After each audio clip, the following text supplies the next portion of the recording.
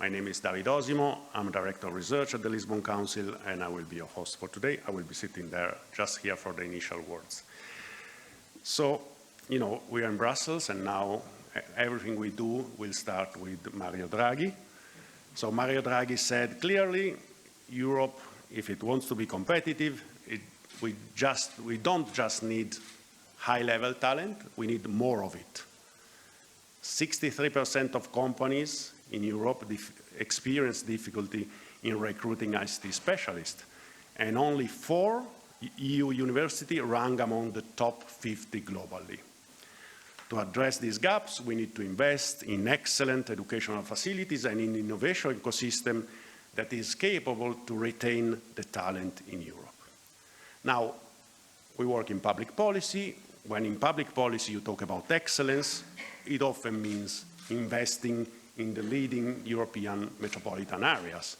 But then the current geographical concentration of wealth would worsen. Do we have an alternative?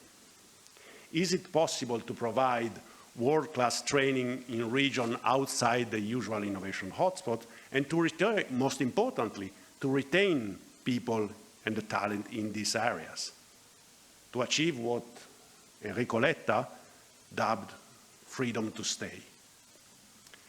The city of Cork and the Campania region demonstrate that this is possible, thanks to a fresh, results-oriented strategic approach. And at the same time, developers are voting with their feet, launching their business wherever they feel at home. This suggests we can have both a more innovative and a more equitable digital Europe. But how do we achieve it at scale across Europe? Today, we have local decision makers having come to Brussels to share, in the context of the European Week of Regions, their experience with all the regions of Europe. We are lucky to have Lord Mayor of Cork, Dan Boyle, the Regional Minister for Innovation of the Campania region, Valeria Fascione, Professor Giorgio Ventre, who leads the amazing Apple Academy in Naples, and Susanna Stanska, founder and CEO of Daily Art from Varsovia. And finally, Chiara Irendino, Head of Unit for Vocational Educational Training of the European Commission, will close the round of presentation, and there will be room for further discussion and questions. Just a final word, the session is on the record, it's being recorded, the video will be uploaded on the Lisbon Council channel. Having said that, I leave the floor to Lord Mayor to intervene. You can stay here or come here, as you prefer.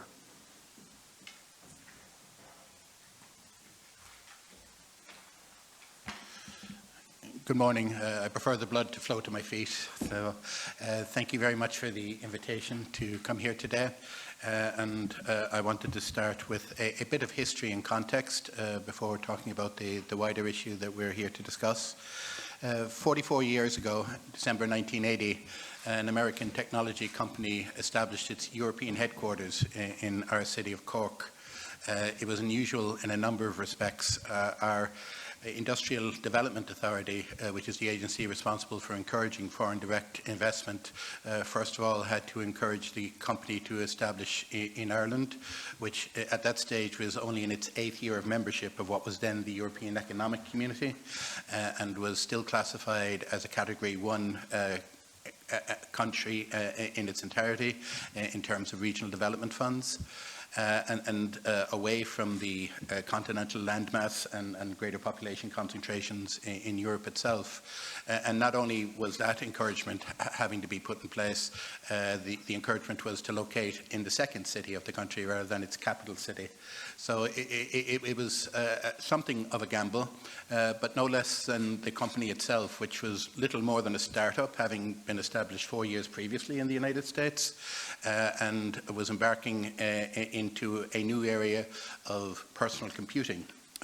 This at a stage when technology in people's homes was very much a battle between VHS and Betamax for video recording systems. So both in terms of attracting the company and its product base was two huge gambles being made at that particular time. The opening occurred in the presence of the Irish Minister for Finance, but also the chief executive of the then company, a very hirsute 25-year-old, Steve Jobs. And the company was Apple Computers. And it was a significant investment of the time. It was $7 million to create 700 jobs. And it was also an opportune appointment, not only in terms of the economic gamble that was taking place, but also it was a time of economic history where traditional industries themselves were under threat. And the main companies in Cork within 3 years would have closed operations. They would be the Ford Motor Company and Dunlop Tires, which were very much interlinked, causing the loss of several thousand jobs. So we were in a context of economic adjustment, and we were relying very much on new technologies and a new economy to look forward into the future. And as a city, we were trying to anticipate those better trends. We put in place a long-term planning process. In the 1970s, we produced a land use and transportation study to address infrastructure deficits, and we believed it was part of the promise that encouraged a company like Apple to establish in Cork. But the establishment of Apple, the establishment of a new economy through new technologies also was a trigger of social and cultural growth in the city. Cork was a city that had been stagnating. Its population was little more than 100,000, wasn't particularly increasing, and a new industry under new technology presented us with challenges both in terms of skills training and skills acquisition. So the skills training made us look at our education system, particularly our third level education system. And while we've always been a vibrant university city, we were in the process then, in the late 1970s, early 80s, of establishing a further form of further education, which in the first instance was known as a regional technical college, evolved into an institute of technology, and most recently has become a technological university. And that evolution has, I think, been informed by new technologies and companies like Apple demanding particular types of education training and the need to provide particular types of skilled workers. And for that, that's been a partnership that has been evolving and has brought us to a new level of economic prosperity. On the social side, it was also necessary to acquire and encourage people into the country for specific skills that wouldn't been existing in sufficient numbers in Cork, and we've invited more people to come live and work amongst us, to the extent now that 44 years on, the initial $7 million investment in 700 jobs now sees Apple with 6,000 jobs at its Cork campus, representing 90 different nationalities. And that has brought forward a social revolution in our city as well. We are now a more European, more international, more cosmopolitan city, and we're less homogenized than we used to be, and it's opened up a whole new set of cultural doors for us as a city to enjoy, to celebrate, and to build upon, which we're very much grateful for. The other aspect, I think, of having an anchor industry and a partner in Apple Computers has done is that it has made us look towards our European responsibilities that bit greater. We're a city that engages very actively in European programs, mainly of the technological side. We're a city that's involved in the climate neutral programs. We're a city that's involved in the smart cities programs, and we feel they're very complementary to each other. Also, large industries and large companies, they help influence the type of city we wish to become. We're engaged in a project at the moment where our former docklands, we being a port city, is being moved out of the inner city area and is in the process of becoming a town within a city, where we're hoping to develop 40,000 people living there, quite close to the city centre, and accordingly affecting our infrastructure. That's influenced by the demands of certain companies and certain industries for adequate housing, adequate infrastructure, adequate social programs, and an environment in which everyone in the city has a better quality of life. And those are challenges that as City Council we seek to address. I think it's also leading to innovations in the area of technology for all in terms of inclusion. And one of the programs that we're trying to involve ourselves at the moment is the inclusion, integration of people within the deaf community in using technology. And that's the type of innovation that has come about because the culture that has derived from our now long-standing partnership with companies like Apple in our city. It's certainly a challenge, but it's something that I feel we are meeting. I should repeat that, again, when the company established in December 1980, Ireland was a Category 1 country. We were well below the average of GDP per capita of other European countries. We're now exceeding that, and we're doing so because I believe we've built on some of the strengths we've had then and some of the strengths we've acquired now. For instance, in 1980, Ireland had the youngest population in Europe. It had 50% of its population that was under 25 years of age. We've aged subsequently, but that infusion of youth, that willingness to learn new skills, that ability to bring about an enthusiasm gave us an advantage, I think, that is good in terms of innovation at the time and subsequently. We are older, but I believe we can improve to a greater extent again. And there are ongoing programs that I think add to our ability to portray Cork as a place not only to invest and a place to be, but as an exemplar as to how technology can work towards improving a better quality of life. Sometimes technology is seen as a cold, scientific approach to the economy and society. I would argue that the effect we've had in Cork has probably been the opposite. It has allowed us to look at broader parameters. It has allowed us to look at a city that is now increasing in size. As I've said, the Cork of 1980 was 100,000 people and going in a wrong direction in terms of population. It was also a city informed by the Irish practice of migration that was outwards. The Irish experience is now inwards, and the city population as of now is 225,000 people. We're hoping to have a population of 340,000 by 2040, sorry. That's far too slow altogether. And it's the dynamism, it's the infectiousness, it's the ability to be confident enough to think and act differently that technology and large technological companies and the experience of living with the same has brought to our city. And I think it can and should do the same across the European Union. It's a future we're very much looking forward to, and the Irish approach is very much based on partnership, collection of state agencies at local, regional, national government level, separate state bodies, with NGOs, and with the corporate sector. We have a very engaged and lively Cork Chamber who are very much strong partners as regards to how we develop and in which way we develop. And having that sense of common purpose, having that ability to talk to each other, critically engage, and look towards a future that we wish to be positive, but to anticipate the likely problems and how they can be and should be overcome is the strength, I think, that Cork has. So that's the background of where Cork City is. It's a good place. And I think we are, in European terms, a good European partner. We certainly want to learn from and engage from the better experiences of other European cities, municipalities and regions. But we also want to be a place that says, this is where we are, this is where we come from, this is how we've done so, and we believe it's a model that works. And I hope that what we learn and what we can offer are something that can bring an even more sustainable future. Thank you very much.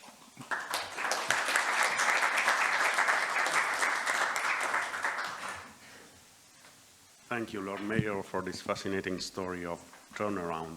And we are about to hear another fascinating story from Assessore Fascione. Do you want to come here or do you want to sit there? I have my slides. Perfect.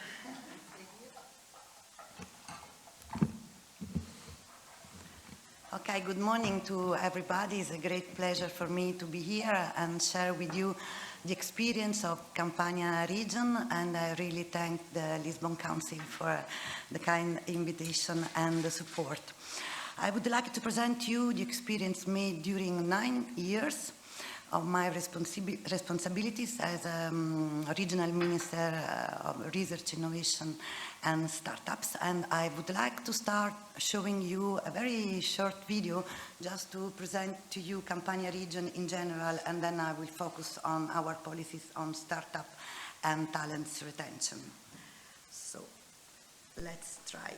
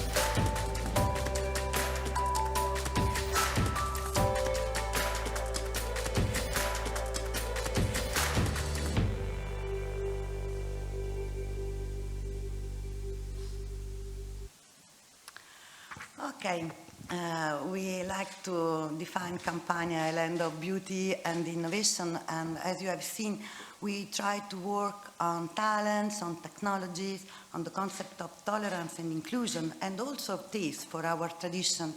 These are the main pillars on which we built our development strategies. But we started from an idea, a perception of Campania all over the world, and so our challenge in the past years was how to transform the perception and the vision of a Campania as the land of pizza in Campania as a land of innovation.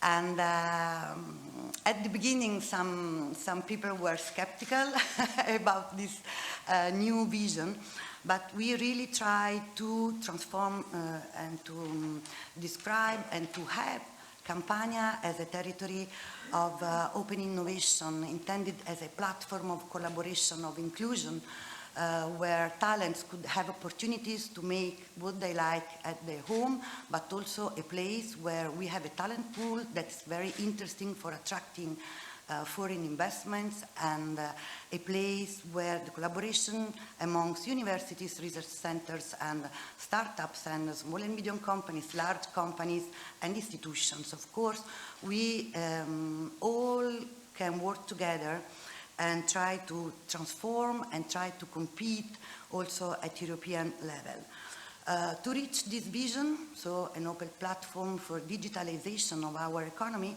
we put in action a strategy, of course, and as you can see from the slide, we started from education, so from schools and human capitals, and then working on know-how, on innovation, try to reinforce and to build a stronger regional ecosystem. When I say that we started from education, we started from the high school, giving money to the school for introducing laboratories, technologies, and not only hardware, but also know-how and competencies, training students and training teachers, trying to create a new environment where they could learn in a different way, so in open innovation learning systems.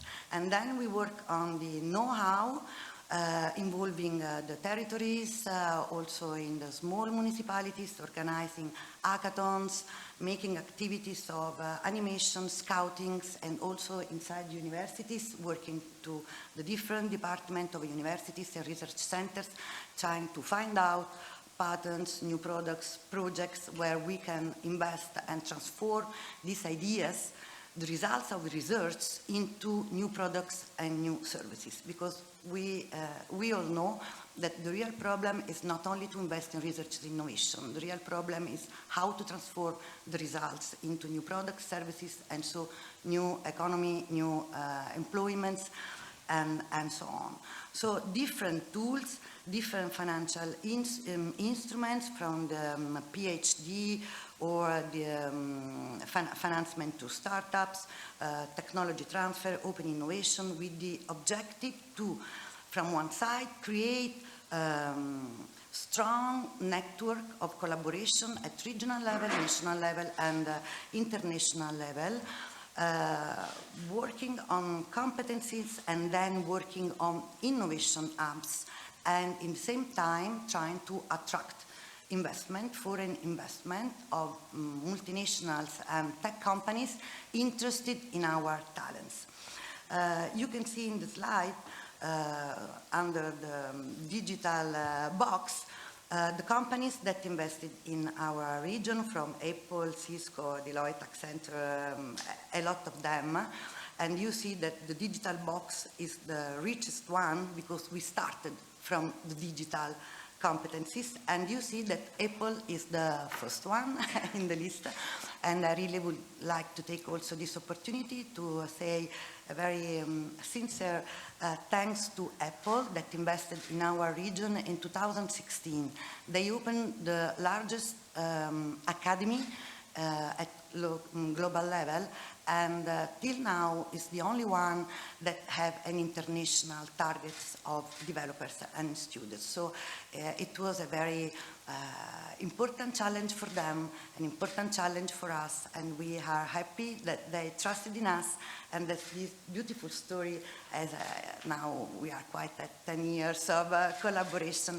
And the beautiful thing is that the Academy changed over the time, and they were open to innovation also in the way to better involve our ecosystems. And every year are trained more than 350 students, and the rule of Campania region was to give scholarships to every student, so not only from Campania region or Italy, but from all over the world.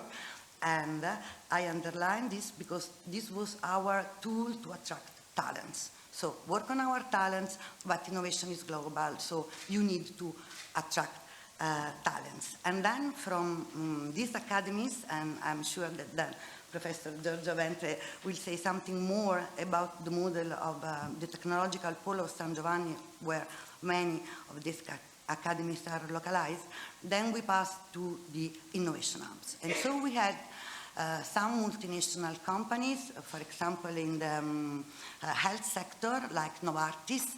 They opened in Torre Annunziata near Naples the first life sciences campus, the first at global level, attracting startups and research centers and talents from all over the world in the pharma tech sector, because pharma is a very important sector for us. It covers more or less the 30% of our exports. So it's important for us, it's important for them. And then also in the transport system and the fintech system, in the aerospace system, also Leonardo, that is the most important company in the aerospace world in our territory, they opened in Campania the first innovation hub. Okay, I could tell different example of this approach. But the important thing is that not only the multinational, but then also our large companies understood that it was an interesting model, starting from competencies, starting from the relationship with universities and research centers, and develop innovation from inside in connection with the ecosystem.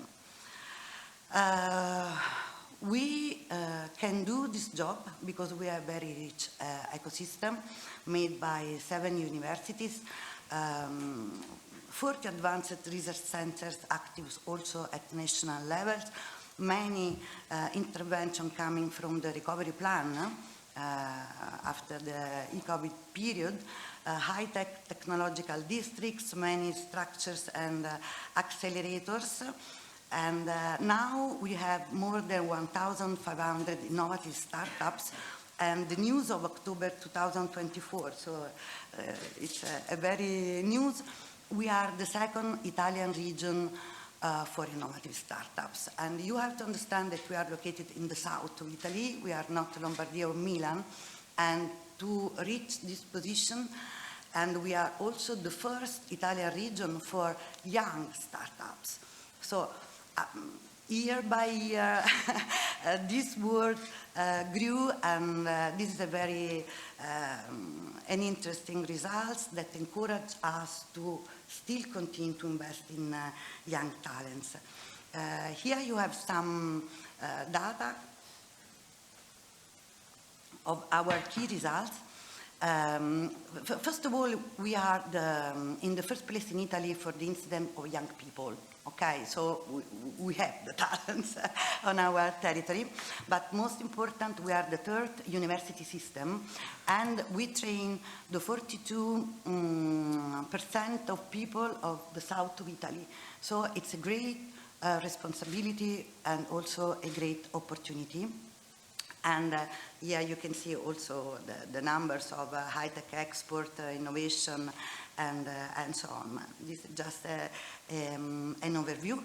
And now we are working with a lot of companies at national levels, international levels, with different projects, and we are happy that this group of companies is growing and growing.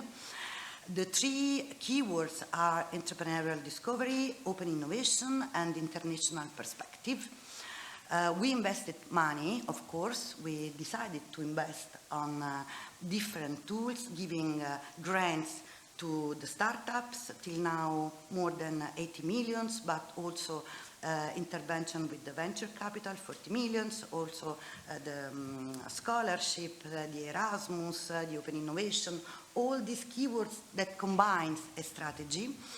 And we try to concentrate our investment in our key areas. Of course, we have to invest where we have high potentials.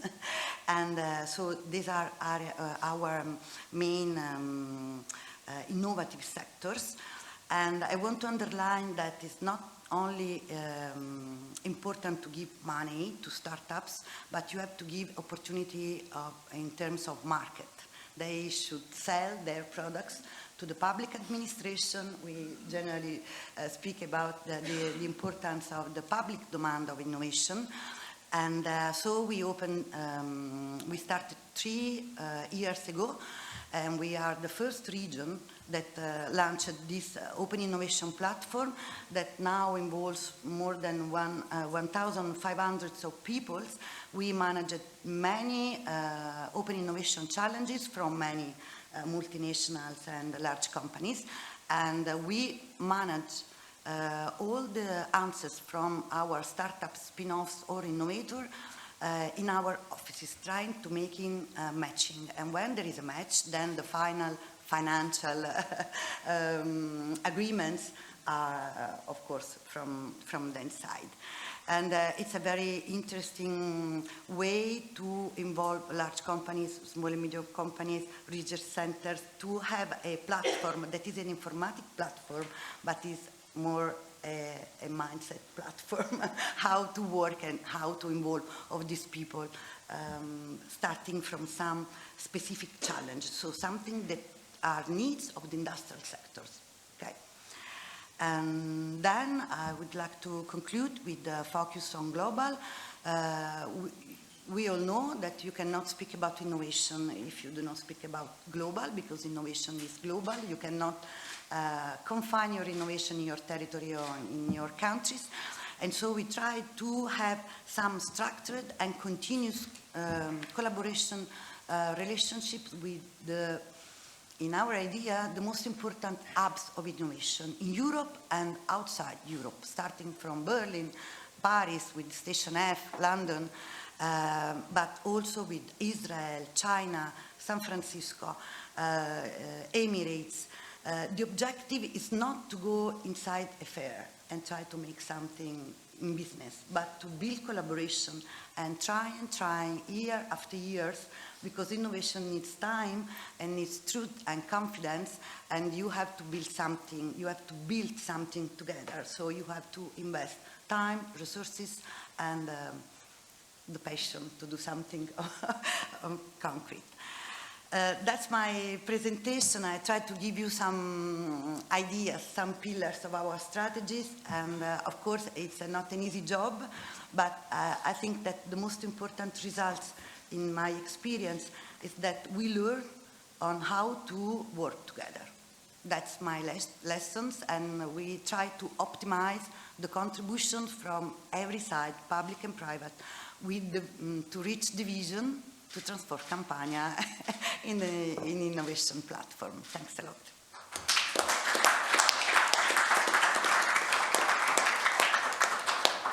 Thank you so much, for this inspiring presentation. It was really, I think it's the presentation with the I've ever seen with the highest amount of stereotype cancelled by me. It was like, yes. Take one stereotype after the other, address them heads on, and it's fascinating the passion that you put in it. But also, we are now moving on to learn a bit more about the how. Yeah. How and I mean, Professor Ventre is one of the key person to carry this change. So, what you have been doing this for several years. What did you learn that also other regions can tap into? Okay, I mean, first of all, let me thank the Lisbon Council for having me again here. And so, I mean, I'll try to focus a little bit more on the role of education in this framework, and keeping in mind that we need to fight a very big paradox. I mean, if we suppose that I am a university professor, let's suppose that we are able to prepare the best talented people, engineers in the world, as we do, of course. But let's suppose that, and if we do that, we still have to fight with the situation that a lot of our talents, they fly away, they go working abroad.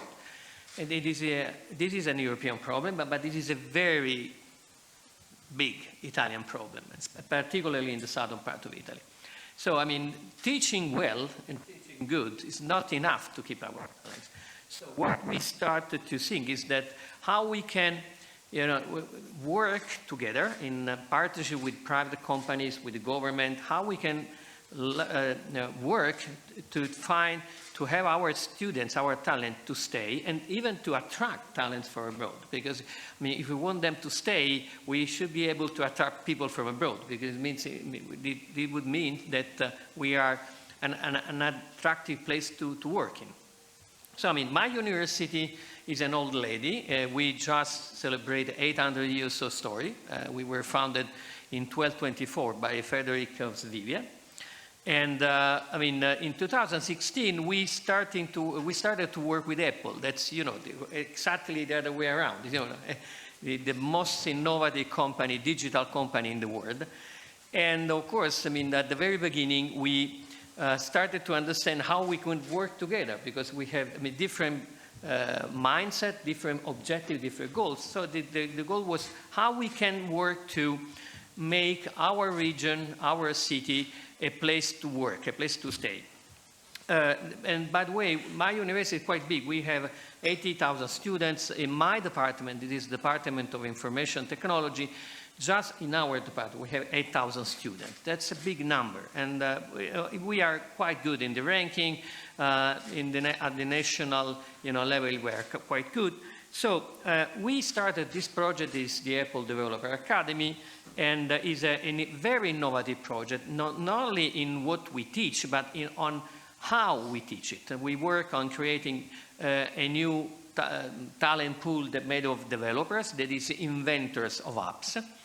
This is a professional figure that needs to be good in IT, but also in business skills, also in design skills, and also in relational skills. So our teaching is quite different. We try to attract not only geeks or nerds. We don't want to work just on computer sciences or computer engineers, but we want to, attract people with different backgrounds, like, design or, communication skills and so on.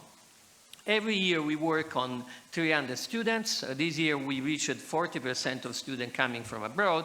And the how it's that we work on using this methodology that is called challenge-based learning. That is very practical, very interactive. All students work together.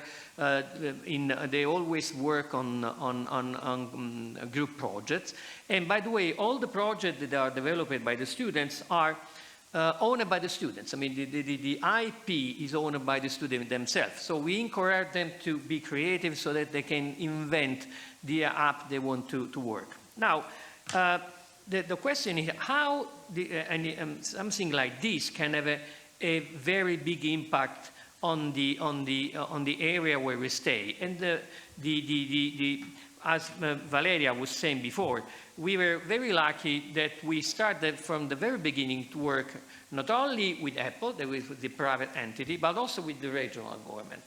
And working with them allowed us to not only be part of a regional policy for innovation and development, but we worked to co-design this policy. And this is what, to me, it's a major lesson that I could try to transfer to anyone that would like to reach these goals. When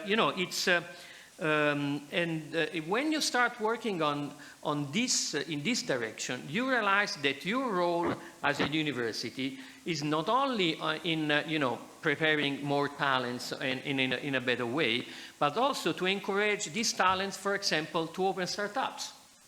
Because this is something that remains on the place, remains there. It's a new opportunity. And by the way, makes students, make young talents sort of protagonists in their own life because they are working on their own company. And this is very important. And I will come back later on to this point. And also another aspect that is very important is to convince big companies to be part of this process by being part of innovation, open innovation project. That is the third leg in this construction, the third pillar in this construction. Now, you know that education is usually made in very specific points: school, universities, and also companies, by the way, because there's a lot of training ongoing inside the company. But until now, this is very rigorous, but very rigid. And we do need to change it now because we need to make education more open to the changes, and we need to make education more linked to innovation. If we separate education from innovation, then we'd be, we would just having students, bored to death inside their classroom or in our labs and so on. So the more we link our education to companies and to the needs of both the small, medium enterprises and big companies, because of course we need to keep small, medium enterprise inside this framework. And this is very important for Italy because, as you know, 90% of companies in Italy are small, medium enterprise. The more we keep them, the more we link to innovation, the more we link to training, the more we are in a very positive cycle where innovation really can bring immediately to the development. So my idea is that we should move from, let me say, closed door education to an open doors education, where, and we can do that very easily inside university because, it's in the, let me say, DNA of university in theory to be open to collaboration. It's practically not anymore, it's not very this story, but it should be.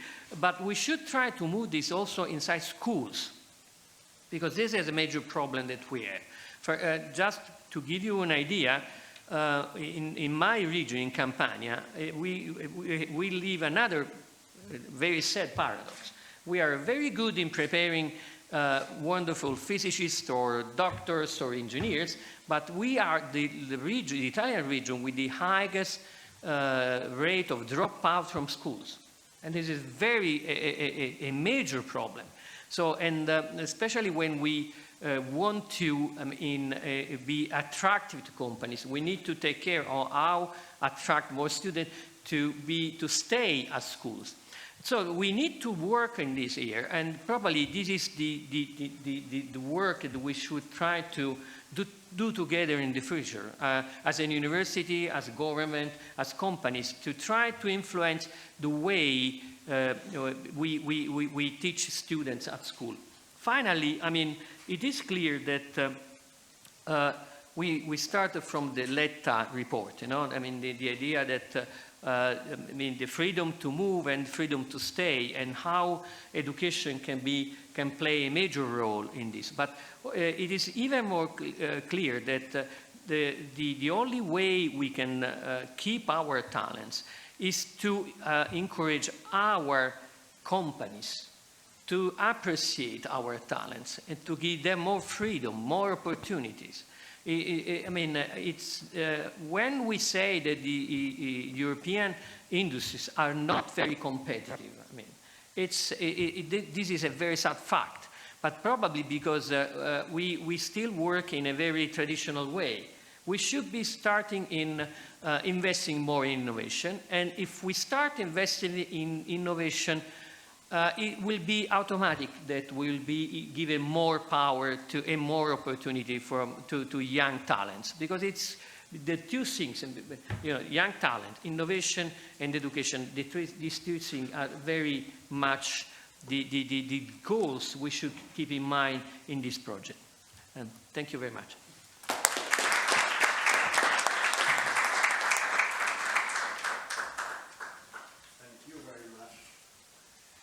As you, lots of notes from Professor Venter intervention. Please, now we have spoken a lot about SMEs, you know, companies, they need to involve them. What is your experience? You managed to start and lead a company for many years. Yeah. How did you get there, and how is it running a company like this from Warsaw? Thank you for that spoiler that I'm from Warsaw. That was like the end of my presentation. No, sorry. Just kidding. Hello, everyone. Thank you for the invitation.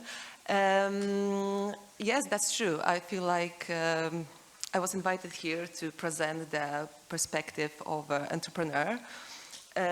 Because like previous panelists were talking about all that huge words, so innovation, huge companies, huge financing, universities, all that things, and I will tell you about my personal story. So I hope it will be interesting for you.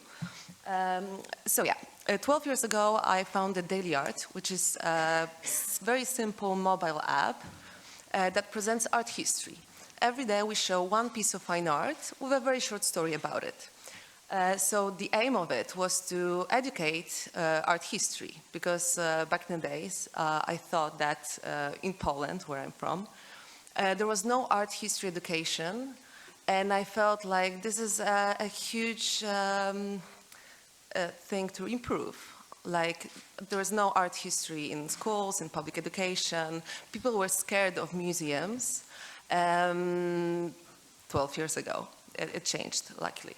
And I thought it's such a shame that people feel this way about history. So I thought, why not to create an app, because I was also fascinated by the development of mobile apps. Again, it was 2012, so many years ago. It was just starting.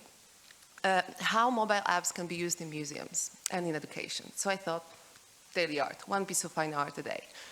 So right now we are available in 23 languages on iOS and on Android platforms, and we reach around 100,000 people monthly around the world. What's interesting, most of our users are from China right now. It's around 35% of our iOS users. That's a shocking fact for me still, after so many years of having the app available in Mandarin. And we are also having some additional products. So not only the app, which is our core, but also Daily Art Magazine, which is an online magazine where you can read more stories about art history.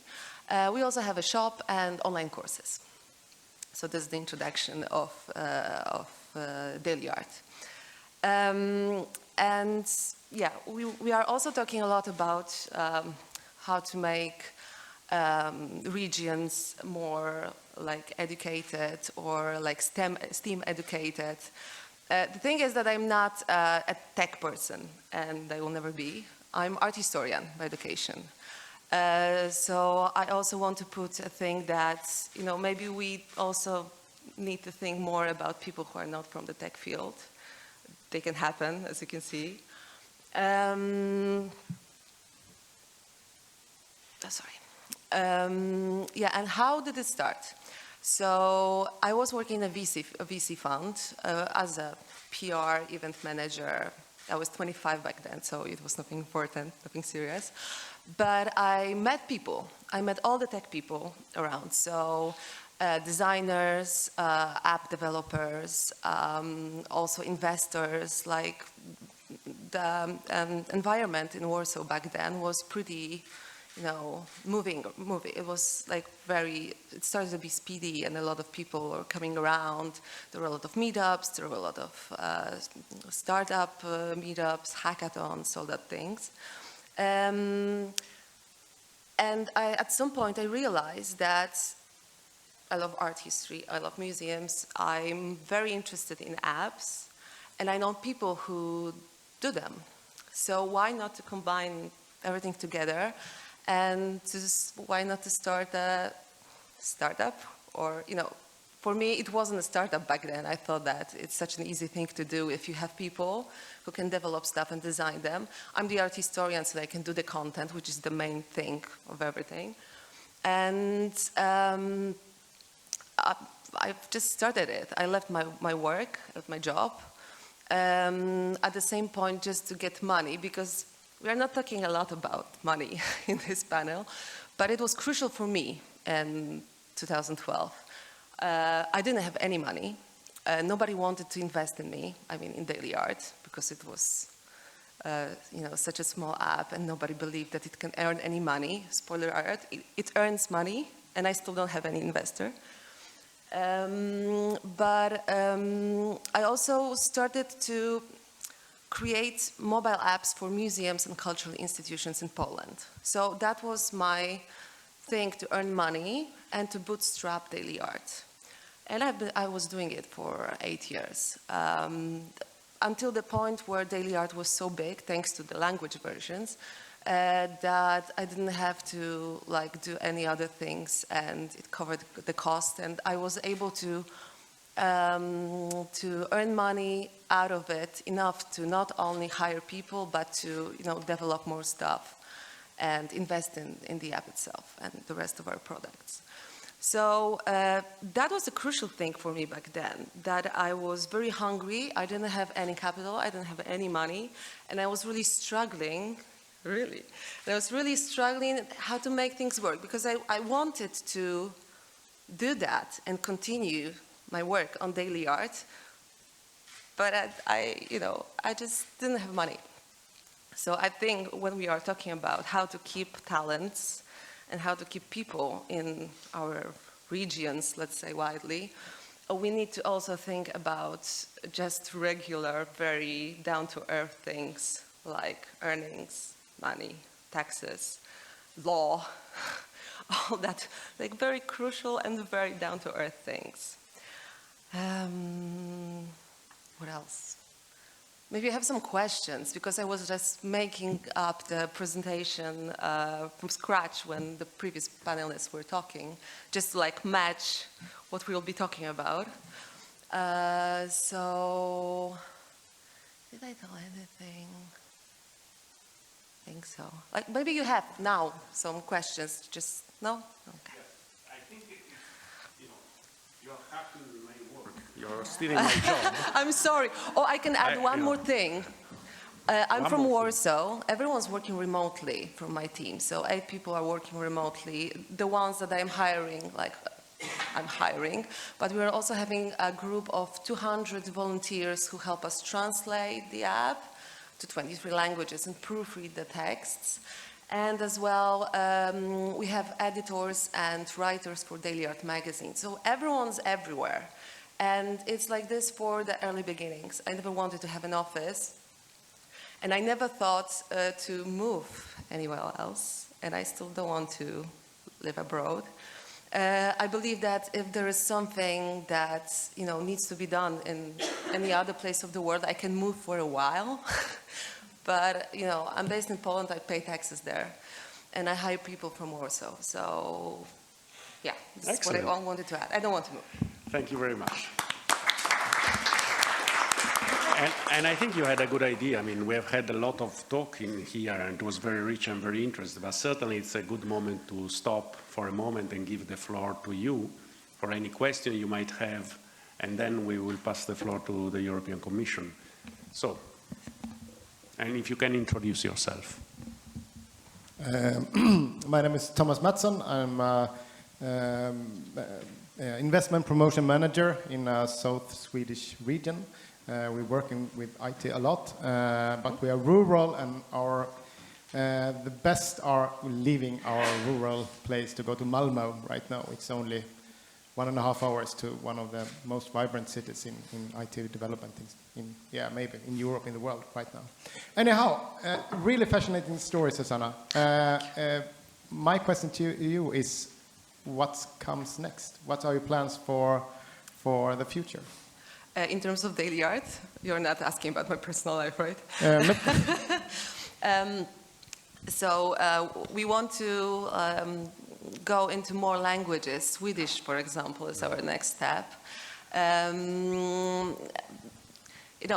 It has no limits in terms of educating people art history. So I won't tell our company secrets by now. But a year and a half ago, we had a huge refurbishment of the app, and I'm still recovering from that.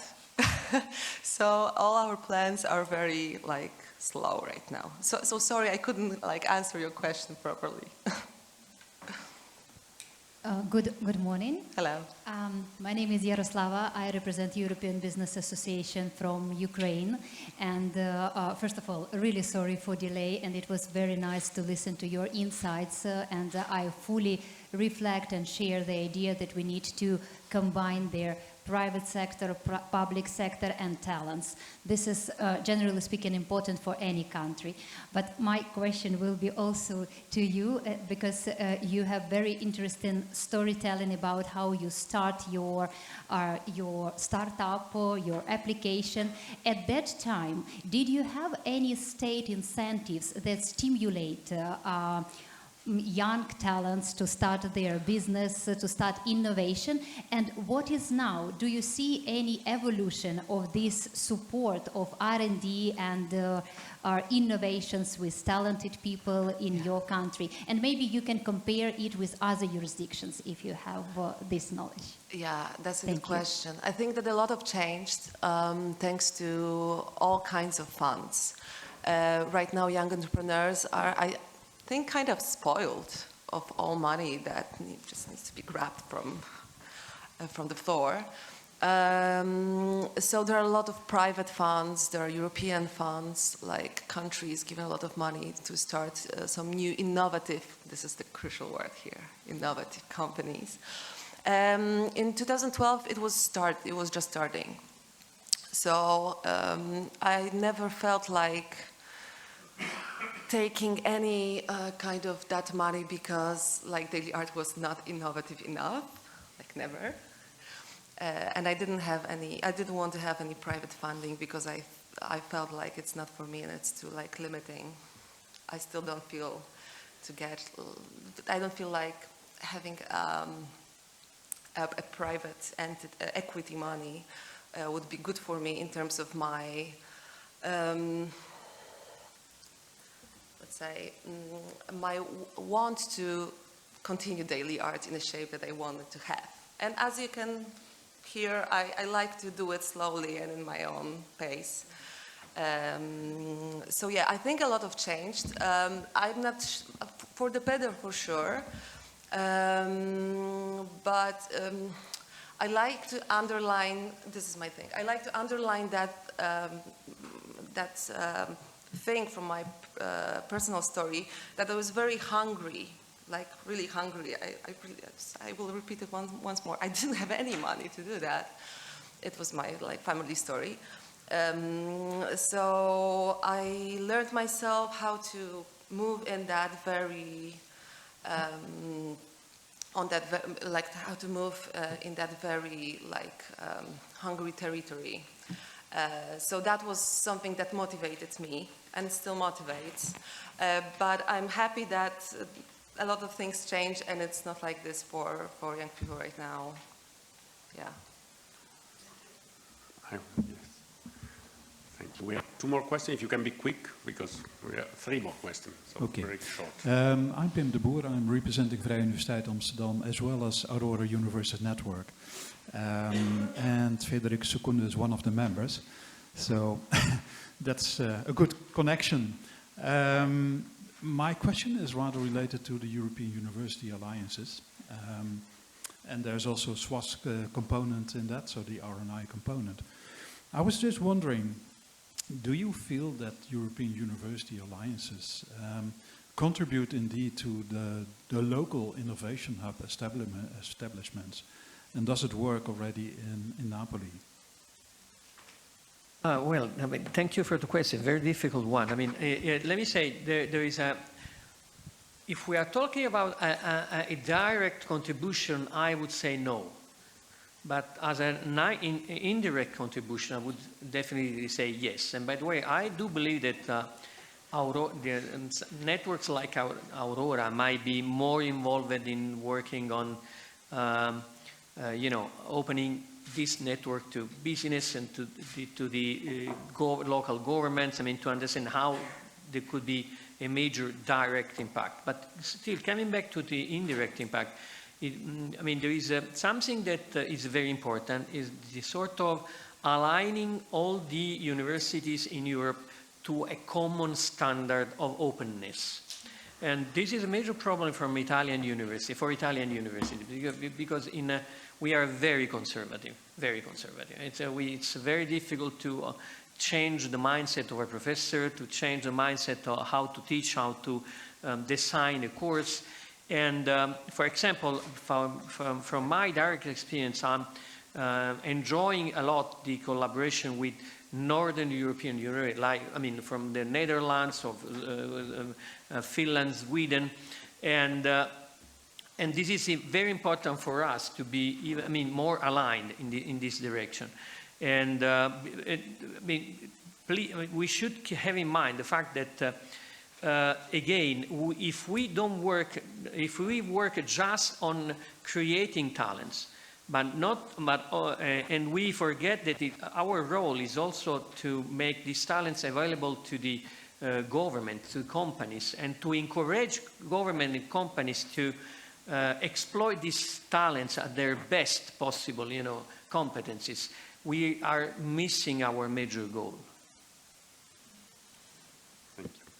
Please, if you can introduce yourself. Yes, so hi, I'm Jakob Wulfol. I'm from Euractiv, and I want to know if you have any comments on the internal proposal in the Commission that they're considering, which is, they want to reform the budget and the funding mechanism. So both in terms of cohesion policy, the proposal is that they're considering is to move from all of these programs until just one negotiation, one plan for each country.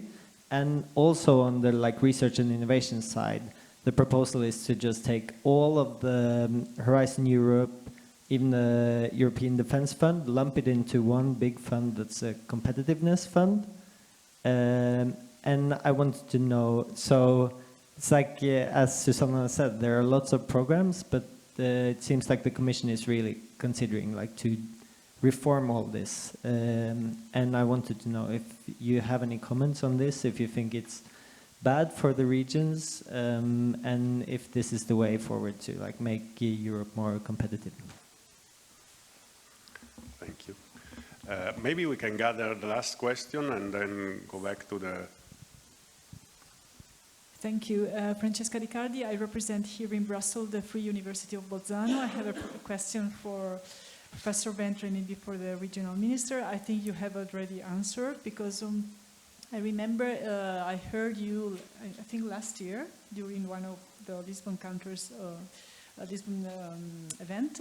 And how did you merge the approach of, for example, the Apple Academy or the Apple companies to the university? I think you have, because I remember I talked to my ancient rectors, to my professors, and they were a bit afraid. We have in Bolzano very nice infrastructures, very nice labs and startups, but remember they were a bit afraid because they said, okay, we have to teach, we have our theoretical methods, and the companies are a little bit too much, and they didn't want to be, I don't know, overwhelmed and encompassed by this approach. So just maybe you have already answered, saying Thank that you. we have.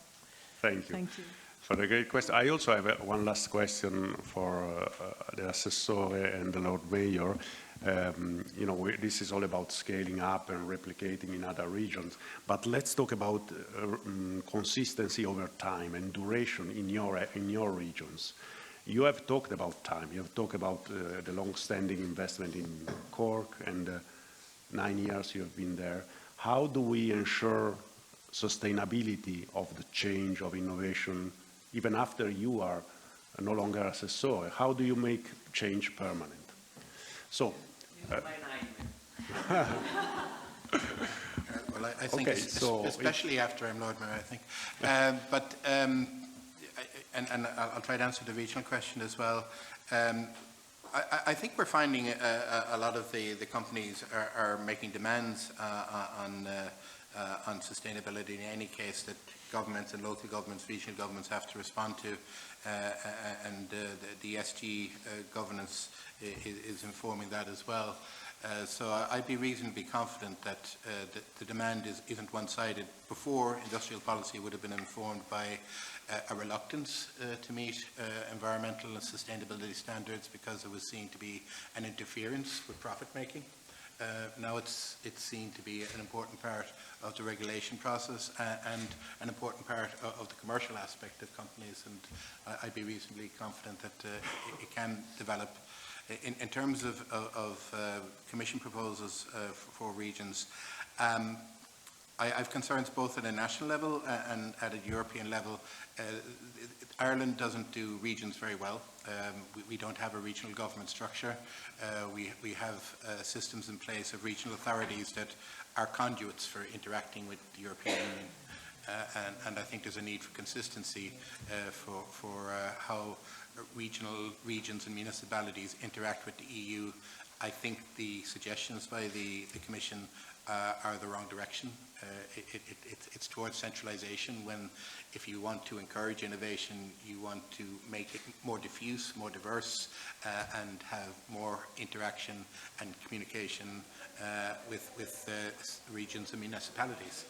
So what we should be looking at are mechanisms where the people at the cold face, if you pardon the environmentally unfriendly pun, is that we should have those interactions not with national state officials or national ministries and departments. It should be directly with regional governments and municipalities. And what's being talked about at the moment seems to be the very opposite direction of that.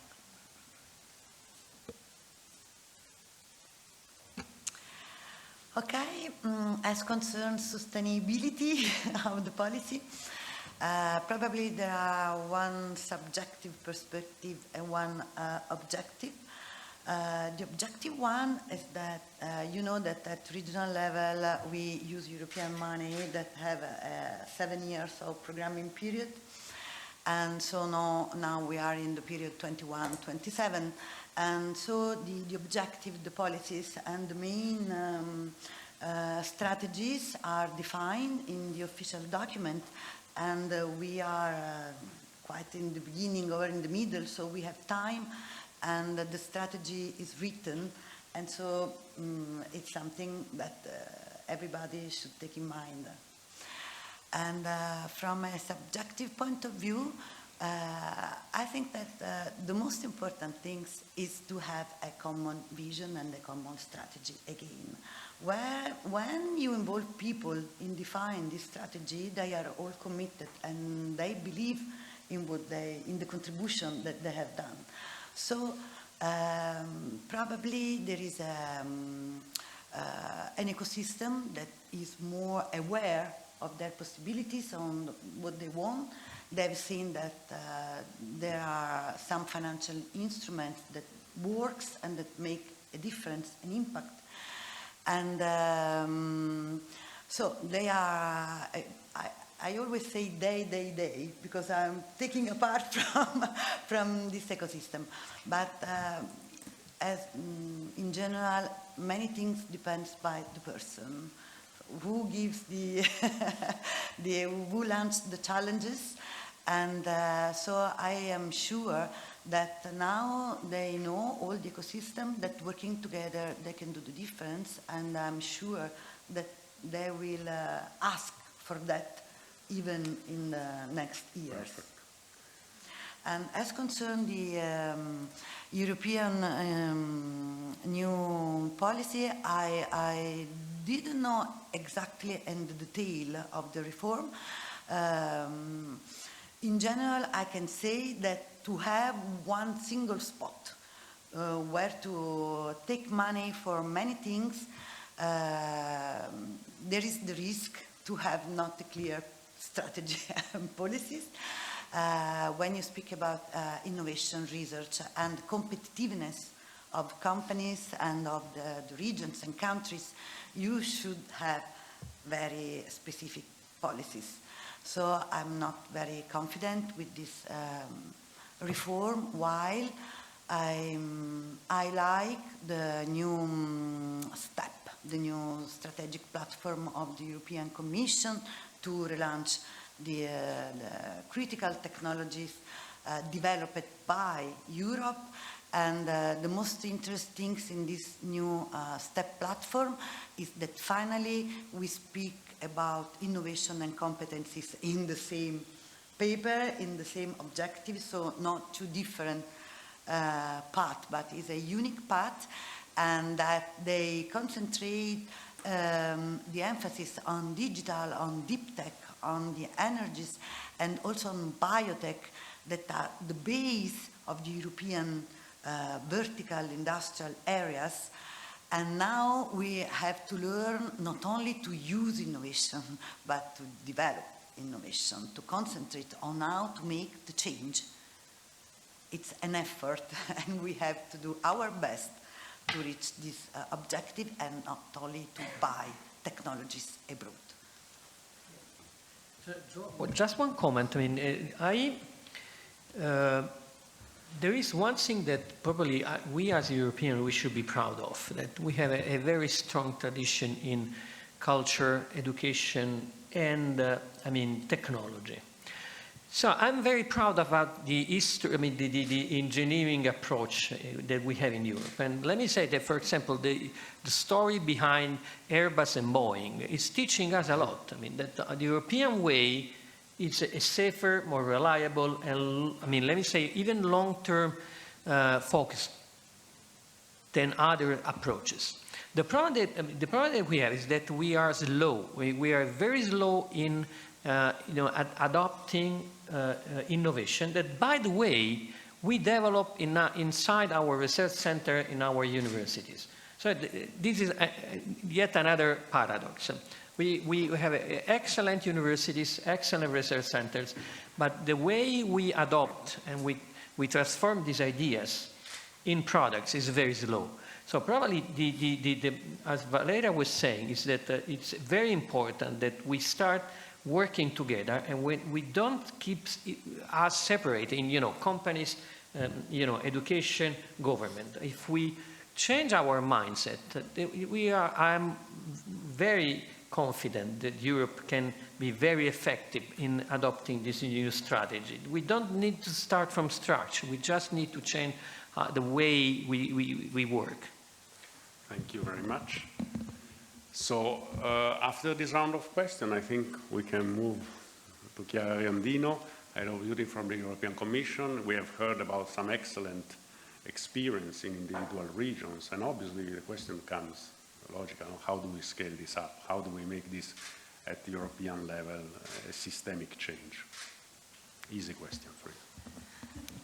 Thank you very much, and I would like to start by really thanking the Lisbon Council for inviting me here, because these testimonials, these examples and stories are absolutely amazing. So I take away a lot from this round table. I think this confirms the strategy and the policies that we have tried to pursue in recent years, because I see a red thread, especially in the regional examples.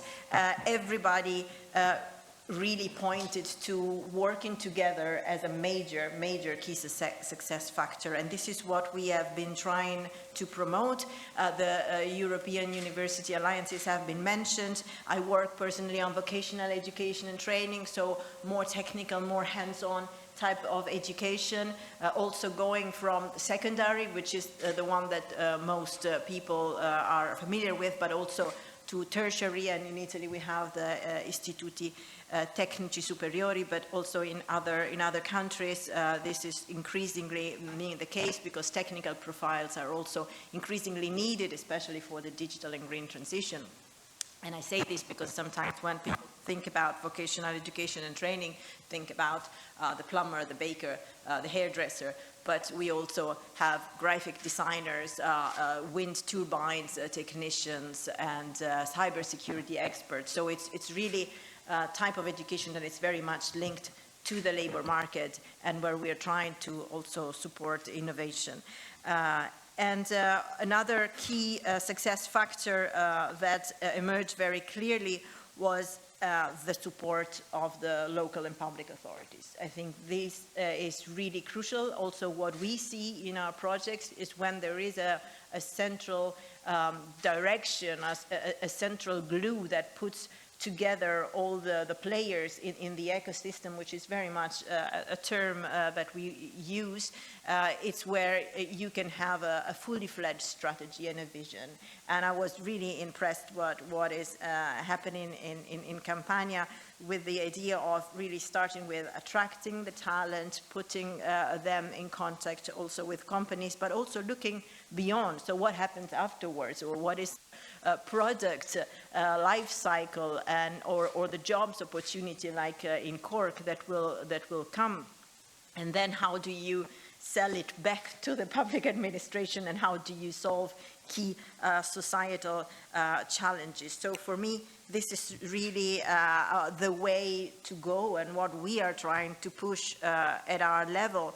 I was in Cork some years ago, and I could really see how the city was changing, and I was very impressed. I was at a higher college for vocational training, and how also the space had transformed to support collaborative learning, and how the students were happy, which also matters, because they are empowered. They see that they can do something that they can own, and like I learned that they own their own projects. So for me, all of this comes together. On our side, the project that I would like to mention to contribute to this, because I think it's very much in the spirit of what you have been presenting, are the Centers of Vocational Excellence. So these are projects that bring together vocational training institutions, but also universities and companies and public authorities. And they have all of these components. So they act in the local ecosystems, they bring people together, and they also foster startups in their students, because this is extremely important, and it's very difficult to have a crack at it on your own, especially when you started, Susanna. I was super impressed, because now there is, a lot of angel investors, seed money, women empowering and promoting talent, but you did it all on your own. this was really amazing, and congratulations for that. To give you two concrete examples of our centers of excellence, we have one that is called EULEP, and it comprises 8 countries and over 20 organizations, and it looks at artificial intelligence, virtual reality, and social innovation to promote lifelong learning in enterprises. And another one is AI for VET for AI, which is a AI-powered next generation VET to look at developing the skills that we need in artificial intelligence. And here we have 11 European countries involved. But in any case, even if we're talking about sustainable fashion, whatever sector we are talking about, this partnership approach, in our view, is absolutely crucial. And I was very happy to also hear some EU funds mentioned and see that the Recovery and Resilience Facility helped in the projects that you had in Campania, and congratulations on the amazing results of being second in Italy, but also of training catering for so many students from the south. Another important element that I caught was also the rural divide, but also the risk that some cities are dying out and risk depopulation, and so how Cork came back from that thanks to investments. We saw it in many instances how investing in skills, and I think really that funds and money is crucial, as you say. If you invest in skills, if you invest in opportunity, not only in skills, but also in the infrastructure, so childcare, good schools, also at primary level, you really start attracting people back to the city. There are 2 trends that I see developing. One is really strategies that are developed locally. How do we make sure that we attract talent here and they don't run away and they have the freedom to stay?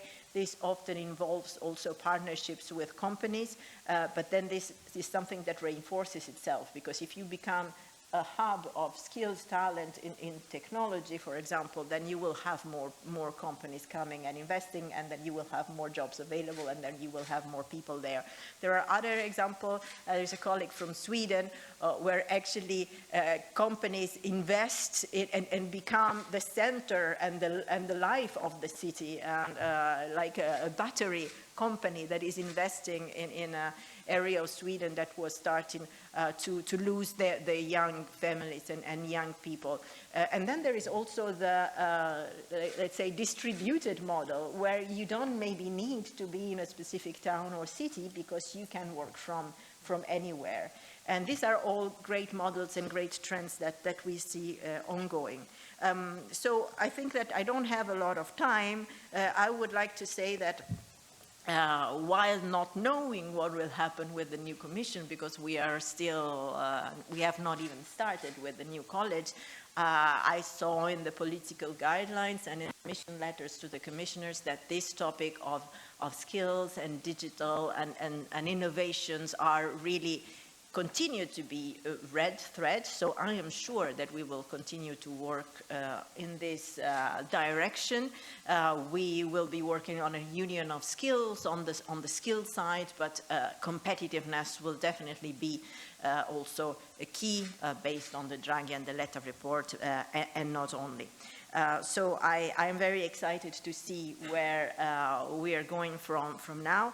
And I would just like to finish with something that I found really fascinating and really beautiful, and that maybe it was not on my mind when I came here, is the connection, is the marriage between tradition and innovation. And we can see it both in the example of a 800-year university that it becomes an innovation hub and partners up with Apple, and with digitalization of art and art history merging with the flexibility of an app.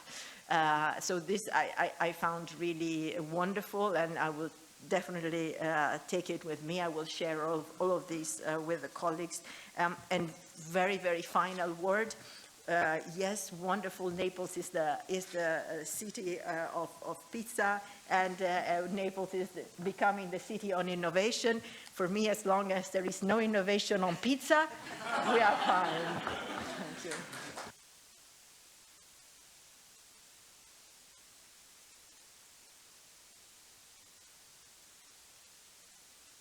What Chiara meant is no pineapple. We have come to the end. We have actually passed the time, but still we are lucky to have fantastic speakers who have joined us from far away. So I would like to give a last opportunity to each of the speakers to just say, what do you take out of from this session? Maybe we can start from Susanna now.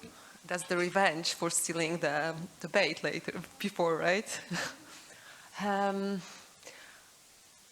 Honestly, I'm impressed how many things are done on that regional policy level, because from the perspective of a person who is not very into European Union policies, that was, I don't see it. I'm not attending European Union conferences a lot. It's marvelous to see how much you do, European Union, and you on the regional level, and how much impact it has on regular people. Yeah, that would be my impact. Yeah. Okay, I'm very happy that that we have been talking about this project that we do feel are the most urgent need to deal with, and it's comforting to see that in Brussels and in the Commission, in the European institution, there's a major focus on this problem. So I'm very confident that, as I said before, we just need to start working together, and then most of the work will be done.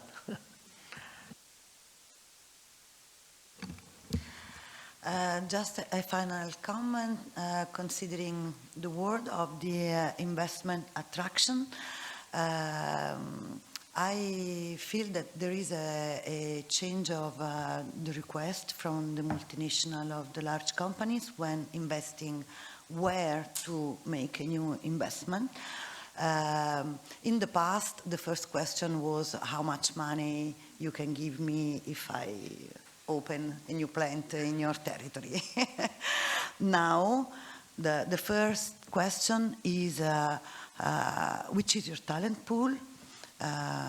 Which partners in the future I could work with?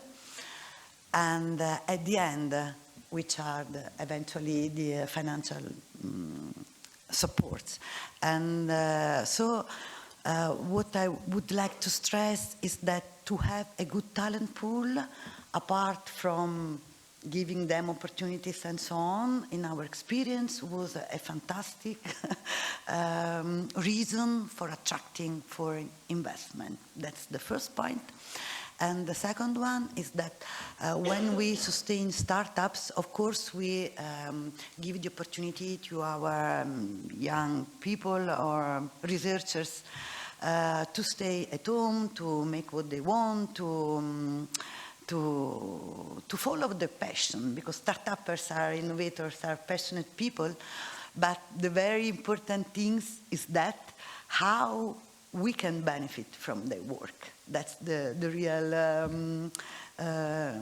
objective. We can benefit because startups accelerate our effort to make innovative policies on the territories, not only from the public side, but also from the small and medium company side. They can accelerate when they work with startups. So we have to say thank you to the startups for this push-push rule that they have to promote innovative development on the territory. I think what today's discussion shows is that shared learnings are as much an impetus towards achieving innovation and development, and probably more so than traditional commercial pressures, that an emphasis on competition in the past has led towards insular and defensive attitudes towards development and innovation, and the best way that municipalities and regions can survive into the future is to organize themselves in mutual ventures of what works well for them and what can work well elsewhere. And I think the main focus of EU policies is getting that right, at least, whatever about the delivery mechanisms. Thank you very much. So I take away three things. The first one is that at EU level we are going in the right direction and keeping the right priorities on the table. The second is that at least in the area of skills, nothing happens, even if we have the most beautiful concepts and ideas and funding at EU level, if this is not actually taken up and implemented and personalized and customized at a national and regional level. And the third one, that we want more of these, and we will do our best to continue supporting this kind of experiences and this kind of partnerships. Wonderful. We have now reached the end. I will not aim to summarize this discussion. I think everyone will have his own summary, but I just want to say a few things that caught my eye. First, I think it's clear that this is not only about what, but it's about how. So a new way of delivering education, a new way of delivering innovation strategy with collaboration, which is challenge-driven, driven by, not by technology, but by the needs, which is in collaboration, in public-private partnership. So there is a kind of a cookbook of innovation, and we are starting to have one. But at the same time, you know, it's not because you do a hackathon that you deliver innovation. Everyone can do a hackathon. Actually, some argue there are too many hackathons. It depends how you do it. And I think ultimately, I want to paraphrase the famous President Clinton sentence, the quip. So I think ultimately we should say, it's the people, stupid. So it's about the people who are in charge, the people who are the developers, the start-uppers, the teachers, the politicians. If we are able to place the right people in the right places, then change is not only possible, but is also sustainable. And having said that, I want to thank everyone for being here with us. I've taken a lot of notes, actually. And thank you for sharing your wisdom and your experience. I hope many other regions will benefit from this. Thank you very much.